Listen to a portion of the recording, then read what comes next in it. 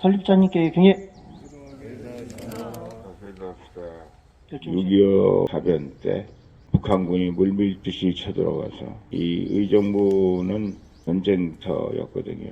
탱크를 앞세우고 내려오는 북한군을 거의 기름병 하나 가지고, 이 시발류는 기름병 하나 가지고 어떻게 보면 무모한다고 밖에 볼 수 없는데 181명이 목숨을 바쳐서 북한의 대항에서 남침을 저지했다.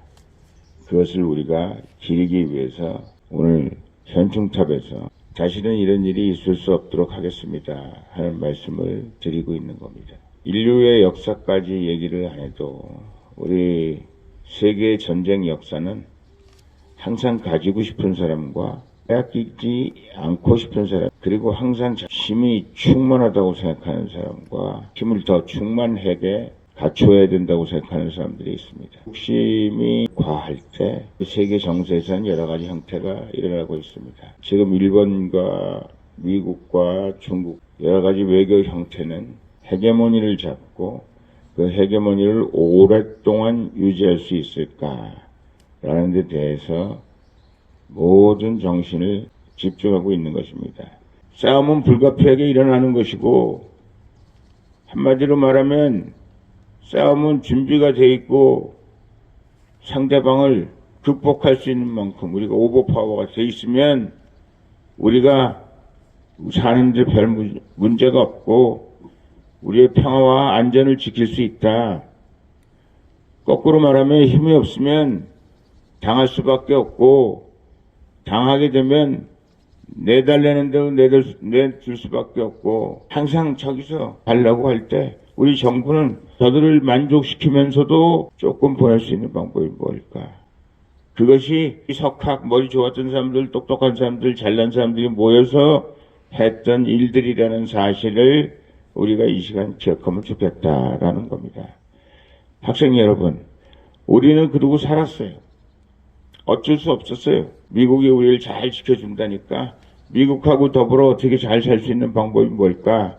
이렇게 살았어요. 그런데 어떨 때는 우리에게 너무 많은 비용을 요구하기도 하고 순종하도록 만드는, 우리 자존심을 상하기도 하고 그런 역사책을 우리가 써내려가기도 합니다 하는 말씀을 드립니다. 세계는 진공상태, 결국은 어디가 어디를 터뜨려야만 인류가 여태까지 쌓아온 많은 전쟁 물자들과 잉여 농산물들과 이런 것들을 한꺼번에 처리할 수 있는 구멍이 필요했어요. 신생 대한민국은 그들 사이에 심심풀이로 얄타 회담이 어떠니 무슨 모스크바 삼상회담이 어떠니 해가면서 대한민국을 지들 마음대로 38도선으로 잘라버리고 말았어요. 전쟁한 지 3일 만에 서울까지 내려왔습니다. 파죽지세로. 우리 대한민국 서울이 수복되는데 9.28 수복이라고 그러죠. 6월 25일 충분히 남한 대한민국을 이길 수 있다 이렇게 생각합니다. 김일성 낙동강까지 밀고 내려가는데 불과 며칠 걸리지 않았어요. 7월, 8월 불과 석 달 만에 대한민국은 완전히 공산당으로 대한민국 전체를 뒤덮고 말았어요. 그런데 9월 28일 메가더 장군이 인천 상륙작전을 통해서 서울을 수복하고 두만강, 압록강까지 진격하는 이야기들은 여러분이 잘 알 것입니다. 역사는 항상 그렇다는 사실을 여러분 기억하시기 바랍니다. 우리가 지금 가지고 있는 힘과 우리가 가지고 있는 능력 안에서 우리보다 더 센 사람들이 우리를 향해서 우리가 원치 않는 일들을 행하게 되고, 그 다음에 그 원치 않는 일들에 대해서 우리가 참여하게 되고 희생하게 되고 또 많은 것을 잃어버리게 되고 할 경우가 엄청나게 많이 있다라는 사실을 잊지 마시기 바랍니다. 저는 오늘 현충일 기념식을 통해서 제가 여태까지 마음속에 깊게 쌓아놨던 얘기 한 말씀 드리겠습니다. 이제는 누구가 우리에게 무엇을 하자 해도 세계 속에서 세계 여러 나라들이 대한민국을 향해서 대한민국 너희들 앞으로 이렇게 해달라, 이렇게 하는 것이 옳다, 아니다라고 얘기할 수 있는 대한민국이 됐으면 좋겠습니다. 큰 나라들끼리 자기들이 모여서 회의할 때 보면 어느 나라가 강력하게 반대했다.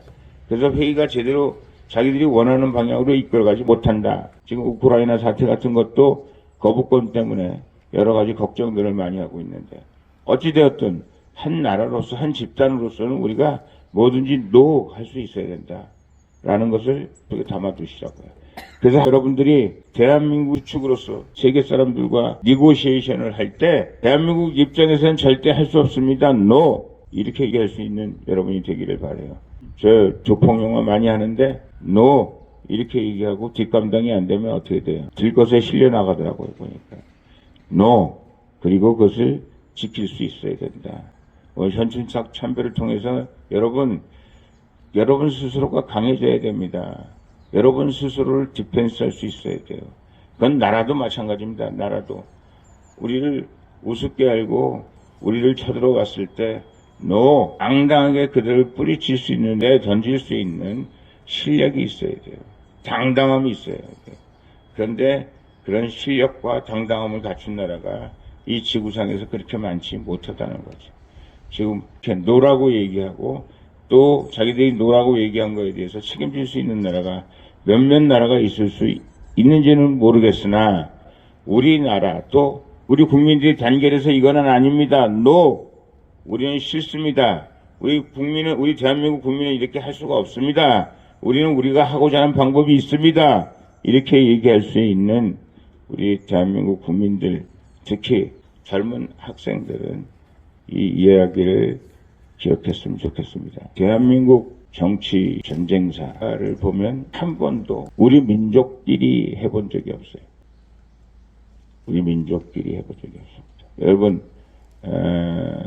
삼국시대를 가보면 가야라는 나라도 있었고 백제라는 나라도 있었고 고구려라는 나라도 있었습니다. 우리가 668년에 삼국 통일을 했는데 그 당시 나당 연합군이 신라와 당나라 연합군이 통일을 했는데 백제와 일본의 연합군과 나당 연합군이 힘을 합쳐서 전쟁을 했습니다. 그래서 지금도 일본에 가보면 백제성도 있고요. 아, 이거 우리나라에서 간 거다 하는 것. 그 사람들도 그렇게 얘기해요. 이제는 뭐 몇백 년 전에 우리 북수가 일본으로 넘어갔다. 그래서 일본에 400년 동안 잘하는 뭐 마루소바라고 그래가지고 잘하는 집이 있어요. 제가 중국 사람이어서 덕담을 했어요. 옛날 당나라의 팔학사가 이 한국으로 넘어왔는데 넘어온 사람 중에 홍씨가 있다. 우리 그래서 남양에 오셨다 그래서 남양 홍씨고 한국의 홍씨는 남양 홍씨다. 뭐 이런 얘기를 한 적이 있어요. 다음날 만나니까 그분이 생각하기를 내가 중국 사람 치곤 중국 사람을 좀 덜 닮았다. 이렇게 생각하는 것 같습니다. 저는 한국 사람이지 중국 사람이 아니죠. 왜 한국 사람이 되었냐면 오랜 기간 동안 한국 교육을 받아왔기 때문에 저는 한국 사람이 된 거예요. 우리가 망명간 일본에 있는 사람들이 일본 사람이 된 것은 계속해서 일본 교육을 받았기 때문에 한국이라는 것 자체는 흔적조차 남아있지 않죠. 그것도 뭐 몇백 년을 살아온 사람들이기 때문에. 자, 우리가 힘이 세져야 된다는 거 첫 번째고요. 두 번째는 우리가 힘이 세다는 것 자체가 알려져야 돼요. 예를 들면 두 사람이 싸움을 할 때 한 사람이 힘이 세다. 정말 세다. 한 대만 맞으면 큰일 난다. 이것이 알려지지 않으면 결국은 싸움이 일어나게 되고 그 사람이 그 힘을 엑서사이즈 할 수밖에 없어요. 쓸 수밖에 없어요. 그럼 상대방의 그 큰 피해를 통해서 이 사람이 세다는 걸 알려지긴 했으나 결국은 인류 전체로 보면 한 사람은 커다란 피해자요. 한 사람은 가해자로서의 그 역사의 수습 과정이 굉장히 오래 간다는 겁니다. 무슨 말인지 아시겠어요? 우리 역사는 그거 피해자가 됐건 가해자가 됐건 우리가 그런 일들을 반복해서는 안 돼요. 우리가 월남에 가서는 가해자였는데요. 그리고 우리의 전쟁은 우리 전체의 전쟁, 대한민국의 전쟁이 아니었어요. 월남에 예를 들고 있습니다만은 그것은 결국 미국의 대리전쟁이나 마찬가지였어요. 그런데 아직도 월남의 많은 도시에 가보면 많은 도시에서 대한민국 사람들을 비난하고 있어요. 가장 잔인했던 대한민국 군인, 마을을 초토화시켰던 대한민국 군인, 베트남 사람들이 누가 적군인지 아군인지 알 수가 없었어요. 아침에는 적군이고 저녁에는 아군이고 뭐 이런 상황이었어요. 그렇기 때문에 없어서도 될 일들이 사실 많이 일어났었던 것을 우리가 기억합니다. 이렇게 6.25 사변이 생기고 막아야 되는 사람과 쳐들어가야 되는 사람들이 생기면 그 사이에 무수히 많은 일들이 벌어지고 있습니다. 그런데 그것은 정신 차려보면 힘센 사람들의 논리에 의해서 움직이는 것이고, 결국은 전쟁을 실제로 수행하고 있는 사람들은 꼭두각시 같은 참 비참한 운명을 전쟁 내내 깨닫는 그런 시간들의 연속이라는 사실을 우리가 꼭 기억하셔야 됩니다. 제가 마지막으로 드리고 싶은 말씀은 이것을 통해서 우리가 무엇을 배울 수 있을 것인가. 우리가 배울 수 있는 것은 전쟁을 하면 안 된다는 거죠. 한국은 여러분이 아시다시피 사드라는 걸 배치를 했어요. 중국을 방어하기 위한 그 미사일인데 중국이 엄청 섭섭하게 생각했죠. 그래서 이 사드를 배치한 대한민국에 관광국도 안 보내고 물건도 안 사러 오고, 그래서 롯데백화점, 큰 백화점들이 다 개점 휴업이 됐고요. 부산과 제주도는 경제에 심한 타격을 입고 있는 거죠. 단지 사드 하나 때문에 그런 문제가 일어난 거죠. 바이든 대통령이 와서 사드 문제로 확인해 봤습니다. 사드는 문재인 정권에서 뭐 환경평가가 이루어지지 않았다고 해서 사드를 쓸 수 있는 상황이 돼 있질 않았어요. 대통령 선거 기간 동안에 양측 후보들이 난리를 쳤죠. 이쪽 윤석열 후보는 북한을 선제 공격하겠다. 그리고 전쟁 불사, 뭐 이런 개념이었죠.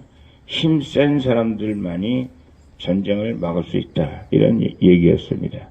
메타에 돈이 떨어질 때까지만 평화를 가지고 오는 그 평화는 절대 용납할 수가 없다. 이게 윤석열 대통령의 메시지이지요. 문재인 대통령의 메시지는 그랬던 것 같아요. 사드 배치를 설렁설렁하게 해서 중국과 소련에 대해 우리는 미국에 적극적이지 않다. 앞으로 경제적으로 우리는 중국이나 소련과 더 연골 고리를 많이 가지고 있어야 될 거 아니냐. 그래서 우리가 미국이 협조하는 척 하나, 결혼할 것처럼 하나, 실제로 결혼은 니네들하고 할 것이니까 빨리 혼수품, 답례품이나 빨리빨리 많이 내놔라. 그리고 빨리 관광객이나 많이 보내라. 이런 지경에 처해 있다는 것입니다. 그러나 여러분, 전 세계가 우리를 들여다보고 있고, 특히 양국에서는 우리를 더 분명하고 확실하게 들여다보고 있는 것입니다. 힘없는 자는 스스로 지킬 수가 없다는 겁니다. 어느 소설에 보니까 우리 인류가 우리의 역할을 다 했다고 해서 달나라 저쪽에다가 인류를 하나 다시 만들고, 거기다가 소수의 능력 있고 행복하고 자질이 있는 그런 사람들만 뽑아서 만드는 별을 하나 만들겠다. 이런 얘기를 합니다. 그러면 이제 성경책 2가 생길런지는 모르겠습니다만 그 정도의 시점에 와 있다는 사실을 여러분 잊지 마시기를 바랍니다. 181명이 목숨을 잃었는데요. 이분들이 목숨을 잃었음에도 불구하고 그 6.25 사변은 계속 갔어요. 우리의 평화나 더 나아가서 영원한 평화는 아직까지 오지 않고 있다. 이것이 우리가 기억해야 될 것이고요. 두 번째로는 과연 이 181명이 목숨을 초계와 같이 바쳤는데 이 젊은 목숨을 국가와 민족을 위해서 바치고 그 장렬함이나 그 용기 있어 보이면 길이 세세도 무궁토록 남을까. 그런 걸 할 수 있는 나라가 나라지. 이 사람 우리가 지금 바로 그 순간에 놓여 있어요. 북한에 24발의 원자폭탄이 있다. 그리고 지금 ICBM을 개발하고 있다. 많은 세계 우방 국가들이 얘기하고 있어요. 지금 한 번 떨어지면 1000배예요. 1000배. 히로시마 나가사키에 떨어졌던 거에 1000배. 동네 하나가 아니라 옆 동네까지 완전히 동네가 무너지는 그런 미친 짓을 할 능력이 있는 나라가 북한. 우리는 뭐 여기 군사무기 만들고 탱크 만들고 뭐 만들고 할 때 북한은 비대칭 전략이라고 그래서 오직 NPT를 만드는 데만 정성을 다했어요. NPT 조약에 의해서 원자탄을 가지고 있었던 나라 5나라, 러시아, 소련, 중국, 일본, 미국, 에 비공식으로 이스라엘, 파키스탄, 인도 이 안에 있는 나라들은 뭐냐? 핵으로부터 완전히 자유로울 수 있는 나라들을 얘기하고 있는 겁니다. 그런데 북한도 요즘은 심심하면 대륙간 탄도미사일 쏘겠다고 그러죠. ICBM. 그다음에 잠수함에서 쏘는 SLBM 가장 안전한 거 쏘겠다고 난리죠. 이것은 뭘 말하느냐? 자기들이 원자탄을 가지고 있을 뿐만 아니라 이 원자탄의 성능도 상당합니다. 힘이 없으면 당합니다. 그리고 우리가 힘을 갖고 있는 과정에서도 모든 사람들이 한 사람 한 사람 엑서사이즈 하려고 이러면 안 됩니다. 그게 왜 집단 지성을 통해서 그것을 쓸 수 있는 우리 나름대로의 매뉴얼이 필요할 때다. 저는 그렇게 생각합니다. 분명한 것은 우리가 힘을 가지고 막아내지 못하면 우리는 막을 수가 없다는 것이고요. 두 번째로 말씀드리고 싶은 것은 이것이 잘못됐을 경우에 가해자가 됐건 피해자가 됐건 엄청난 대가를 지불하게 된다는 것이고요. 셋째는 이것에 관해서 관심이 없는 사람이 가지고 있는 사람의 종노릇하게 된다는 사실을 여러분 기억하시기 바랍니다. 지금도 기본적으로는 미국의 질서에 의해서 움직이기를 원하는 미국이 있고 중국에 의해서 움직이기를 원하는 중국이 있고 또 중국만큼은 아닙니다만은 자기들 스스로의 스탠다드에서 움직이기를 구상하고 있는 인도와 또 다른 의미의 러시아와 이런 나라들이 있다라는 것입니다. 우리는 아직 거기까지 올라가 있는 상황은 아닙니다만은 우리가 최소한도 우리가 사는 인류의 규정을 만들 때 그 규정 자체가 대한민국에 의해서만 준수될 수 있고 대한민국에 의해서만 컨트롤될 수 있고 대한민국 사람들의 동의로만 유지될 수 있는 그런 세상이 꼭 올 수 있기를 바랍니다. 사면 우리 모두가 나라를 위해서 희생하신 이분들에게 감사하고요. 우리도 이렇게 어려울 때 나라를 위해서 희생할 마음의 각오가 돼 있으려면 교회 가서 열심히 기도하고 있든지 책을 열심히 읽고 있든지 훌륭한 선생님 만나서 여러분의 마음밭을 갈고 닦고 있든지 할 때만 이분들이 목숨을 바친 것처럼 여러분들이 여러분을 헌신적으로 밝힐 수 있다는 겁니다.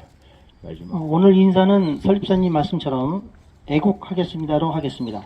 자, 전체 차렷! 설립사님께 경례! 애국하겠습니다.